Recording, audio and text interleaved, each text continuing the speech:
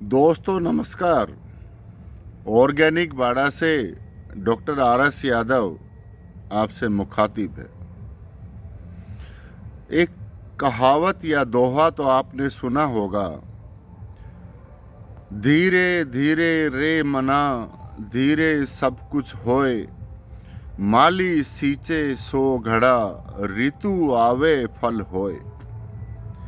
आइए दोस्तों, इसी दोहे को मैं ऑर्गेनिक बाड़ा में आपको दिखाता हूँ, क्या ये सही है या गलत है। दोहे में तो साफ कहा है कि कितनी ही आप मेहनत कर लो, फल तो तभी आता है जब ऋतु आती है।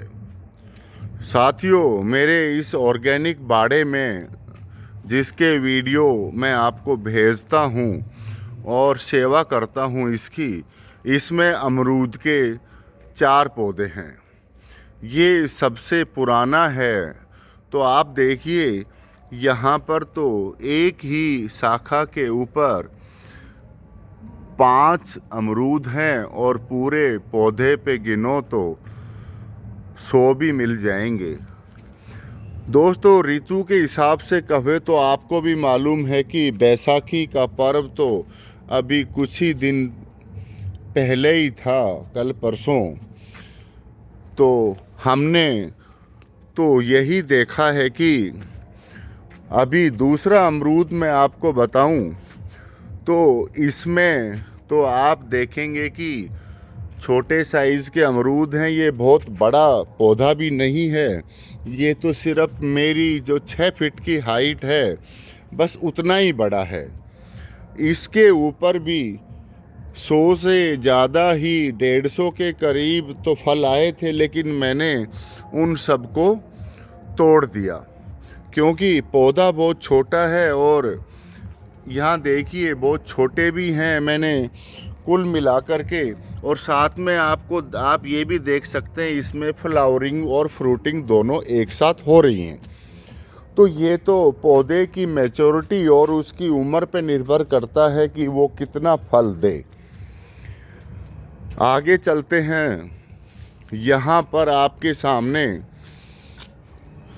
लेमन है जो सीडलेस है। इसमें भी तो ग्रुप में फल आए हुए हैं, खूब सारे फल हैं। मुझे सपोर्ट लगानी पड़ती है लकड़ियों की ताकि ये गिरे नहीं।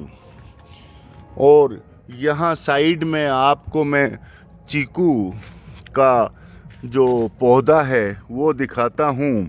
ऊपर से तो कोई चीकू दिखेगा नहीं, लेकिन नीचे से जब आप बैठ के देखेंगे तो आपको चीकू दिखाई देंगे।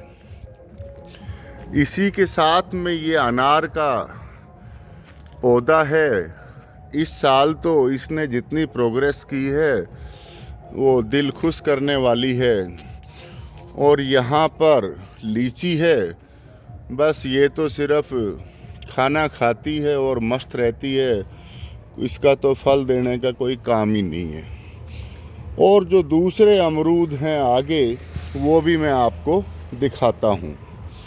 रास्ते में चलते हुए ये भी देख लें, यहाँ पर जो टमाटर का पौधा है ये बेल वाला टमाटर है जो 7-8 फीट तक बढ़ जाता है। इस पर भी अच्छे टमाटर लगे हुए हैं, आप भी जानते हैं। ये जो दूसरे अमरूद की बात कर रहा था मैं, 2 पौधे वो यहाँ पर हैं। इनमें तो अभी फ्लावरिंग और फ्रूटिंग स्टार्ट ही हुई है। और साथ में आपको भी मालूम है, पतझड़ ख़त्म हुआ है और बसंत शुरू हुई है। तो पत्ते पीले भी हो रहे हैं और नीचे गिर भी रहे हैं। ये नंबर 3 मैंने आपको दिखाया था, ये 4 नंबर है। ये दोनों पौधे वाइल्ड हैं जो बीज से उगे हुए हैं। इससे पहले जो मैंने 2 दिखाए थे वो ग्राफ्टेड हैं। तो ग्राफ्टेड में और जो सीड से उगा हुआ होता है उस पौधे में फ़र्क होता है। जो पहला वाला अमरूद के पौधे से मैंने बात कराई थी वो तो साल भर ही अमरूद देता रहता है। खाने को मिलते रहते हैं। यहाँ इस फाउंडेशन पे आप देखिए, ये करेला हैं, आपको यहाँ पर लटके हुए दिखाई दे जाएंगे। ये मैंने यू शेप में उल्टा अगर यू कर दो वैसा एक फाउंडेशन बना रखा है, और यहाँ से बीच से निकल करके आप बाड़े के तीसरे पोर्शन में जा सकते हैं। पिछली साल जो मौसम था यहाँ पर तोरई थी जो मैंने बीज के लिए छोड़ रखी है, तो करेले तो बहुत अच्छे आ रहे हैं। साथियों, ये ऐसा मौसम है जिसमें एक ही पौधा सबसे ज़्यादा फ्लरिश करता है, और वो है बीटिया मोनोस्पोरमा। बोटैनिकल नाम है ये इसका।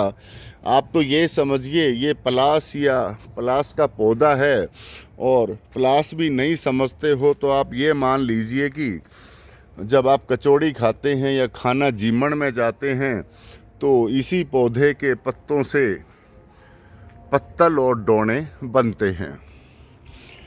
और सदाबहार जो कि साल भर यहाँ तो बाड़े में गन्ने ही गन्ने आपको सबसे ज़्यादा ऊंचाई तक देखने को मिल जाएंगे।